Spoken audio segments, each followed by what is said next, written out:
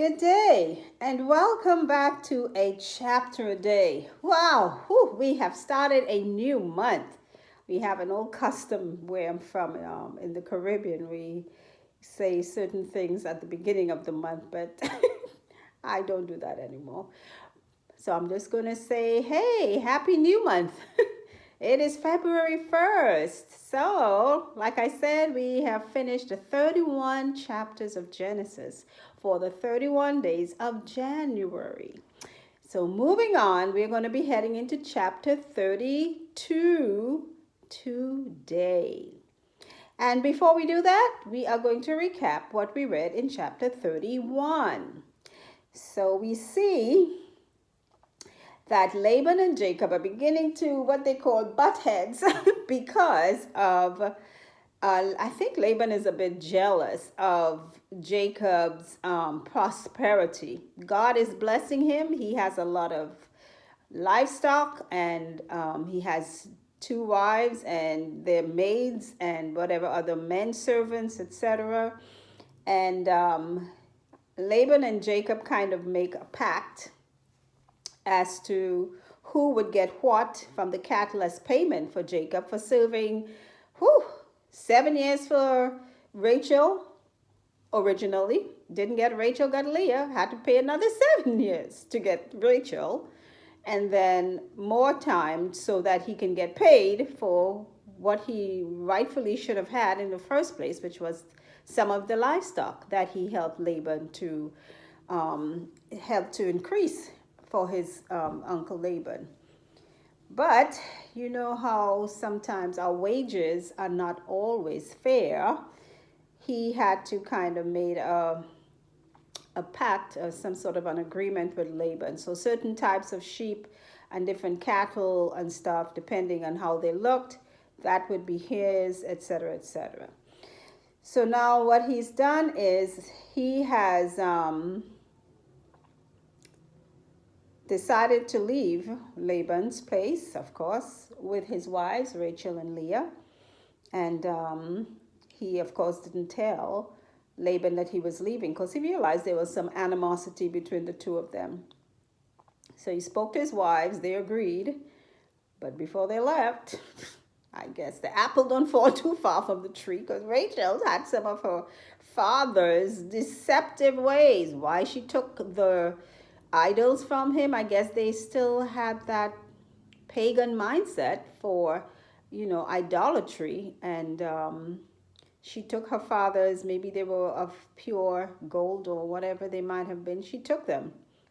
I don't know why, but Laban got a dream prior to pursuing Jacob that God told him leave Jacob alone. Don't tell him anything good. Don't tell him anything bad. So I think Laban should have not even bothered to go after Jacob, but he was so, what's the word? So adamant that he would have his own way. He went after Jacob anyway. When he caught up with him, he asked Jacob why he didn't tell him he was leaving. He might have thrown a party for him, yeah, right? So Jacob told him, hey, I was afraid, you might have dealt with me harshly. So I left without letting you know. So he said, well, the Lord did tell me not to have any good or bad things to say to you. So I'm here because somebody took my idols. Now, Miss Rachel had the idols sitting on them in some piece of furniture. And of course, Mr. Laban goes in like the police and rummages through Leah's tent, Jacob's tent, all the maidservants, men servants' tents. And then he comes to Miss Rachel, who says, Father, I can't get up because, I'm in that time of month. So I guess he believed her and didn't search what she was sitting on. But he didn't find the idols. And Laban, was a bit incensed, which he should have been, and said, what is this you're doing? You came here with all this, accusation that somebody stole your idols. You found nothing. What is it that you really want? So I guess Laban decided, you know what? Let's just call it a truce. You have your family. I'll just say goodbye to you guys. So you can go on your way and we will make this pact. So that I think they built an altar, and the deal or the pact was that we won't cross this space to bother each other. Okay, if we cross this place, the Lord watch between us both, and you go your way, I go my way. He kissed the, I think they waited till the next day, and he kissed the sons of Leah and Rachel and all the others goodbye, and his daughters, and he and Jacob parted. Whew, mercy. That could have been really bad. So, on to chapter 32. And Jacob went on his way, and the angels of God met him. And when Jacob saw them, he said, "This is God's host." And he called the name of that place Mahanaim.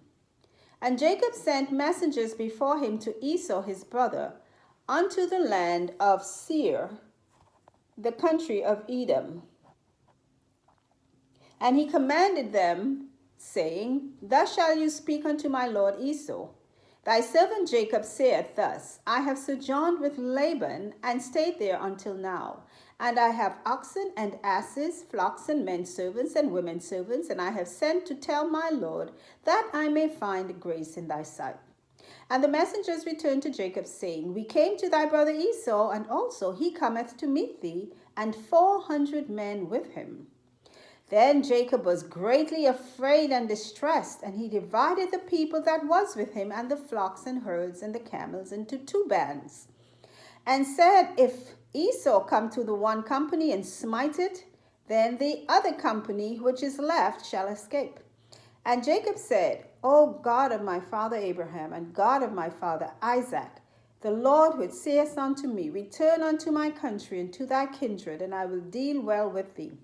I am not worthy of the least of all the mercies and of all the truth which thou hast showed unto thy servant. For with my staff I passed over this Jordan, and now I am become 2 bands. Deliver me, I pray thee, from the hand of my brother, from the hand of Esau, for I fear him, lest he come and smite me and the mother with the children. And thou sayest, I will surely do thee good, and make thy seed as the sand of the sea, which cannot be numbered for multitude." And he lodged there that same night, and took of that which came to his hand a present for Esau his brother, 200 she-goats, and 20 he-goats, 200 ewes, and 20 rams, 30 milk camels with their colts, 40 kine, and 10 bulls, 20 she-asses, and 10 foals. And he delivered them into the hand of his servant, every drove by themselves, and said unto his servants, "Pass over before me, and put a space betwixt drove and drove." And he commanded the foremost, saying, "When Esau my brother meeteth thee, and asketh thee, saying, Whose art thou? And whither goest thou? And whose are these behind thee? Then thou shalt say, They be thy servant Jacob's. It is a present sent unto my lord Esau. And behold, also he is behind us." And so commanded he the second and the third, and all that followed the drove, saying, "On this manner shall ye speak unto Esau when you find him. And say ye moreover, Behold, thy servant Jacob is behind us. For he said, I will appease him with the present that goeth before me. And afterward I will see his face. Peradventure he will accept of me." So went the present over before him, and himself lodged that night in the company. And he rose up that night, and took his 2 wives, and his 2 women servants, and his 11 sons, and passed over the ford Jabbok. And he took them, and sent them over the brook, and sent over that he had. And Jacob was left alone, and there wrestled a man with him until the breaking of the day. And when he saw that he prevailed not against him, he touched the hollow of his thigh. And the hollow of Jacob's thigh was out of joint as he wrestled with him. And he said, "Let me go, for the day breaketh." And he said, "I will not let thee go, except thou bless me." And he said unto him, "What is thy name?" And he said, "Jacob." And he said, "Thy name shall be called no more Jacob, but Israel. For as a prince hast thou power with God and with men, and hast prevailed.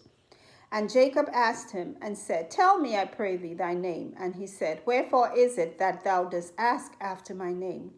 And he blessed him there.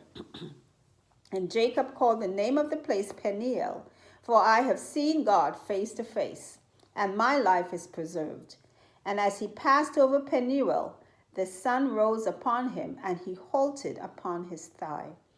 Therefore the children of Israel eat not of the sinew which shrank, which is upon the hollow of the leg, unto this day, because he touched the hollow of Jacob's thigh in the sinew that shrank. Wow, cool stuff. And that's the end of chapter 32. Thank you all again for taking time to listen and view and join on the channel. Thank you for your likes, comments, and any interest that you have. And again, until our next reading, take care. Bye.